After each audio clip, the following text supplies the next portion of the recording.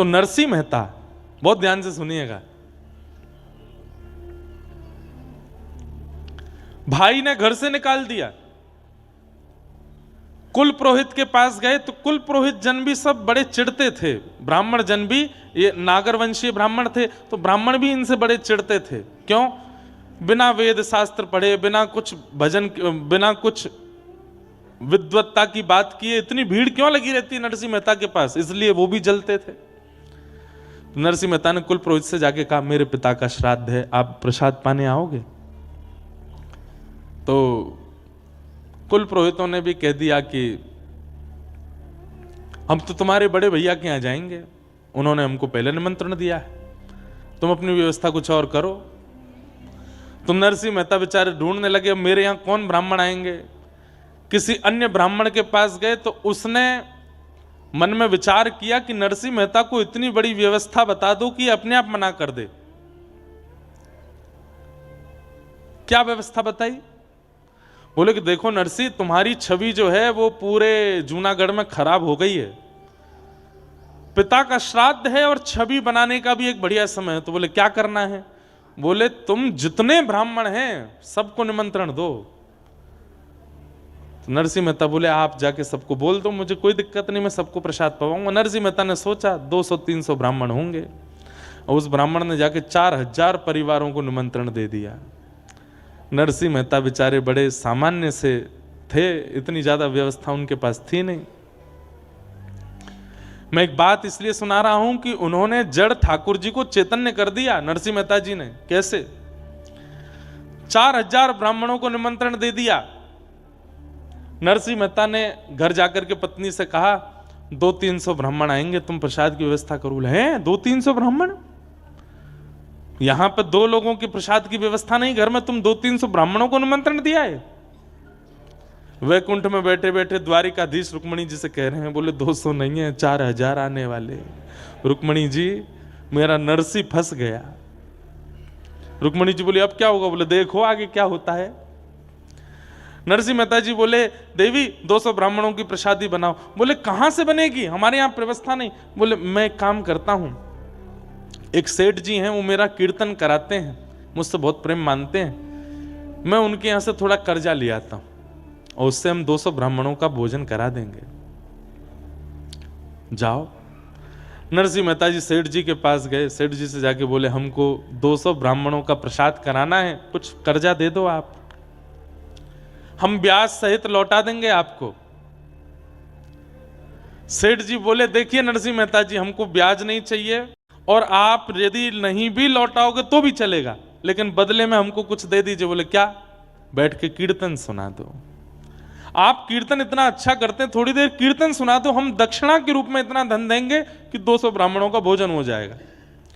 नरसिंह मेहता बोले मैं कीर्तन तो सुना दूंगा, पर कीर्तन करते करते करते करते जब मैं भाव में चला जाता हूं तो मैं कितने घंटे हो गए, कितने दिन निकल गए, मैं भूल जाता हूं। और आज शाम को ब्राह्मणों का भोजन होना है, मैं ऐसा नहीं हो कि कहीं मैं तल्लीन हो जाऊं कीर्तन में। सेठ जी बोले चिंता मत करो, आप तल्लीन हो गए, मैं तो आंख खोल के रहूंगा, थोड़ी देर बाद आपको हिला दूंगा कि जाओ ब्राह्मण आ गए, घर पे भोजन कराओ। नरसिंह मेहता बोले देख लेना, ध्यान रखना मेरा। बोले हाँ ठीक है। उठाए करताल नरसिंह मेहता ने जैसे कीर्तन शुरू किया, सोचिए नरसिंह मेहता तल्लीन होते होंगे तो क्या सुनने वाले नहीं होते होंगे? ऐसे भाव में गए, ऐसे भाव में गए कि वो भी डूब गए, सेठ जी भी डूब गए, सुनने वाले जो 10, 15, 20 लोग थे वो भी डूब गए, बाहर के गांव के लोग आए वो भी डूब गए। कीर्तन चलते चलते चलते चलते 13, 14, 15, 20 घंटे तक कीर्तन चलता रहा। यहां ब्राह्मणों के आने का समय हो गया। पत्नी बाट देख रही है कि वो 200 ब्राह्मणों के भोजन की सामग्री ला रहे होंगे। रुक्मणी जी बोली अब तो नरसिंह मेहता की और निंदा होगी, अब तो इनको जूनागढ़ से भी निकाल देंगे, ऐसा लगता है आज जो अपराध होने जा रहा है। ठाकुर जी बोले मैं नहीं देख पा रहा हूं, तुम बैठो मैं जाता हूं। और महाराज नरसिंह मेहता का रूप धारण करके ठाकुर जी आ गए जूनागढ़ में।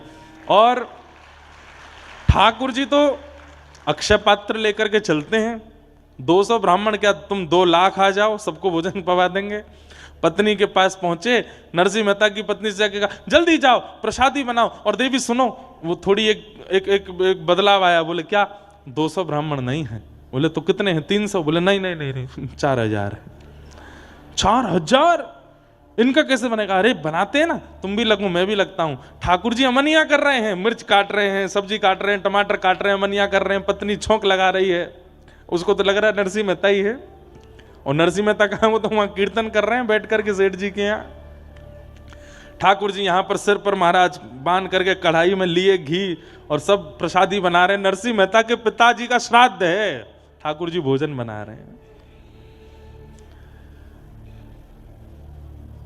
क्षण भर में तो सब सामग्री बनती चली गई। पत्नी बोली आज बड़ा आश्चर्य हो रहा है, इतनी जल्दी इतनी सारी सामग्री कैसे बन गई? बोले देवी इस पर बाद में चर्चा करेंगे, ब्राह्मण आ रहे हैं, चौका लगाओ बढ़िया गोबर का और थाली आदि सजाओ, सबको प्रसाद पवाना है। 4000 ब्राह्मण मन में सोचते आ रहे थे आज नरसिंह मेहता हमको प्रसाद नहीं पवा पाएगा और ये हमको बहाना मिल जाएगा नरसिंह मेहता को नगर से निकालने का। लेकिन वहां जैसे ही पहुंचे सबके चरण धो धो करके ठाकुर जी ने आसन पर बैठाया। 4000 ब्राह्मण एक ही पंगत में बैठा दिए और सबके सामने ठाकुर जी एक एक फेंटा कमर पे बांधे, एक फेंटा सिर पे बांधे, पसीना आ रहे हैं। ठाकुर जी धोते जामे, हाथ मांजे, सबको साग परोसे, सब्जी परोसे, 4-4 प्रकार की सब्जी, 2-2 प्रकार की पूड़ियां, 3-3 प्रकार के मिष्ठान, एक रायता, बढ़िया सामग्री, ऐसा पवाया महाराज, ऐसा पवाया। ब्राह्मण बोले ए नरसिंह, हाँ कोई सेठ वेठ ने करी है क्या व्यवस्था? नहीं नहीं सब आपकी कृपा है, आप सब ब्राह्मणों की कृपा है, आप लोग पाइए। प्रसाद पाकर के ब्राह्मण इतने तृप्त हो गए, इतने तृप्त हो गए कि मन से आशीष निकल रहा था, लेकिन जलन थी ना मन में। बोले भैया भोजन तो बहुत अच्छा पवाया नरसिंह मेहता ने, लेकिन हम लोगों को इसको नगर निकाला करना है, भोजन से काम थोड़ी बनना है। अब तो दक्षिणा की बाड़ी है, कुछ नहीं दे पाएगा। 4000 ब्राह्मणों को क्या देगा? नरसिंह मेहता दौड़ करके भीतर गए। ठाकुर जी थे, नरसिंह मेहता थोड़ी थे। पत्नी से कहा देवी चलो दक्षिणा बांटें। बोले क्या देंगे दक्षिणा में? बोले सब व्यवस्था है, चिंता मत करो। एक बैलगाड़ी भरी रखी थी, कपड़ा हटाया, उस पर छोटी छोटी पोटलियां थी, पत्नी को देते जाए। बोले तुम बांटती जाओ सबको। बोले इसमें है क्या? बोले कुछ नहीं है, तुम देते जाओ।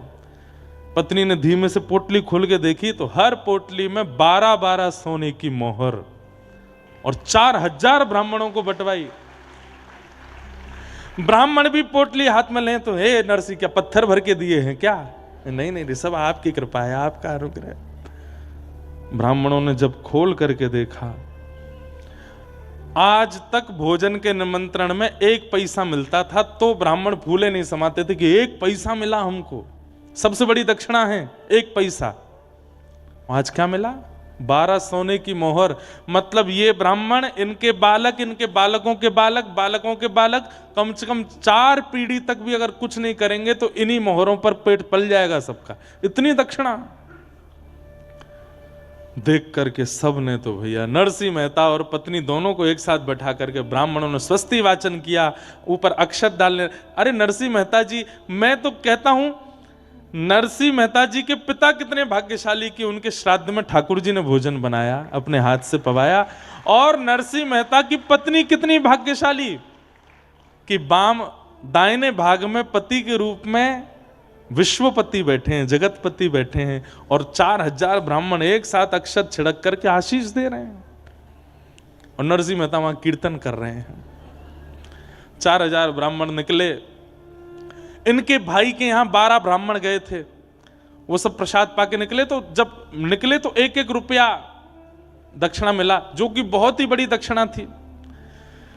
सब आपस में बोले यहां तो सब हुआ, अरे वो नरसिंह मेहता के यहां 4000 गए हैं, चलो चलो तमाशा देखने में आनंद आएगा, देखें तो सही कैसी कैसी जो है नरसिंह मेहता की जो है आज वस्त्र उतराई हो रही होगी, आज नगर निकारी हो रही होगी।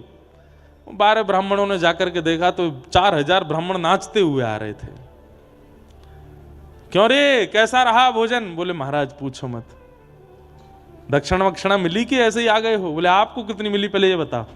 हमको 1 रुपया। सुने 1 रुपया, 1 पैसा मिलता है हमारे यहाँ पे, 1 रुपया मिला है हमको।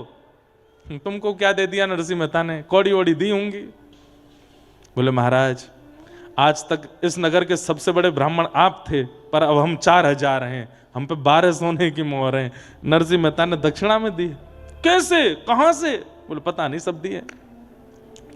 यहां सब ब्राह्मणों को प्रसाद पवाने के बाद ठाकुर जी बोले, देवी थक गए, हमारे तो कमर में दर्द हो गया, आप बैठिए ना, मैं प्रसाद पवाती हूँ। हाँ, सब ब्राह्मणों का हो गया, मैं पा लेता हूँ। ठाकुर जी बैठ करके पाए, पा करके पत्नी बोलती जा रही, थाली में ही छोड़ देना, मैं भी पाऊंगी फिर। बोले हाँ हाँ, खूब सारा पाए। ठाकुर जी बोले, अब देवी तुम बैठ के पाओ, मैं थोड़ा संध्या वंदन करके आता हूँ। पत्नी पाने के लिए बैठी, ठाकुर जी संध्या के बहाने सीधे द्वारिका चले गए वहां से। और वहां जाकर के ठाकुर जी ने सेठ जी के चित्त में जाके कही, अब तो उठ जा, उठा दे नरसी को। सेठ जी की आंख खुली, नरसी जी, नरसी जी। बोले जी क्षमा कर दीजिए, बहुत बड़ा अपराध हो गया। बोले क्या हो गया? बोले आपको कीर्तन करते करते बहुत समय हो गया, श्राद्ध। बोले कितने, 2-4 घंटे ज्यादा हुए? वो नहीं नहीं, 24 घंटे हो गए। नरसिंह मेहता बोले, अब तो जाने से कोई फायदा नहीं, आप ही चले जाना, मेरी पत्नी कहाँ है उसको ढूंढ के भेज देना, ब्राह्मणों ने बहुत बुरा हाल किया होगा, घर वर जला दिए होंगे हमारे। तो सेठ जी बोले, मैं संग चलता हूं ना, एक बार चल के देख लें क्या है। धीमे धीमे डर डर के नरसिंह मेहता अपने घर जा रहे हैं। घर के बाहर जाकर के देखा तो आंगन में बैठ करके पत्नी प्रेम से प्रसाद पा रही थी। नरसिंह मेहता गए, देवी तुम प्रसाद पा रही हो, सब ठीक है, घर वर जला तो नहीं, तुमको किसी ने मारा पीटा तो नहीं? अरे क्या, कौन मारेगा, प्रसाद पानी दीजिए थोड़ा प्रेम से। तुम प्रसाद पा रही हो, पिताजी का श्राद्ध नहीं हुआ, ब्राह्मण आए थे क्या, कुछ कहा तो नहीं? कैसी बात करते हैं, संध्या करने गए थे, हाथ पांव धोने गए थे, पूरी याददाश्त धो के आए हो क्या? सब कर गए ब्राह्मण भोजन, 4000 ब्राह्मण आए थे, क्या बढ़िया, सब आनंद से हुआ, देखो अब ये प्रसाद। नरसिंह मेहता बोले, क्या कह रही हो तुम? बोले, आप ऐसे आश्चर्य में पूछ क्यों रहे हो? नरसिंह मेहता जी ने सब सत्य बताया। बोले, देवी मैं 24 घंटे बाद आया हूं, मैं कीर्तन करने गया था, 24 घंटे तक मैं नहीं आया था, यहां 24 घंटे में क्या हुआ मुझे बताओ। पत्नी के नेत्र सजल हो गए। बोले, आप नहीं थे? बोले ना। सब्जियां कौन काट रहा था भीतर? फेंटा बांध करके, सिर पर स्वापा बांध के, बार बार मेरे से हाथ से कढ़ाई छीन करके कौन चला रहा था? रबड़ी को, रायते को किसने बनाया? सब ब्राह्मणों को, 4000 ब्राह्मण आए थे, सबको 4000 आए थे। बोले हाँ, सबको प्रसाद पवाया, 12-12 सोने की मोहर दी, आप नहीं थे तो कौन थे? नरसिंह मेहता के नेत्र सजल हो गए। बोले, देवी तुम्हारे चरण कहाँ है, मैं प्रणाम कर लूं? मेरे द्वारिकाधीश आए थे, मैं नहीं था, मेरे नाथ आए थे, मुझे बस ये बता दो वो कहां बैठे थे, कहां चले थे, उनकी चरण रज होगी, मैं उसी को माथे से लगा लूं। पत्नी बता रही है, यहां चले थे। नरसिंह मेहता लेट लेट करके उस स्थान को प्रणाम करते हैं, द्वारिकाधीश को पुकार रहे हैं, नाथ क्यों किया आपने ये सब, क्या आवश्यकता थी?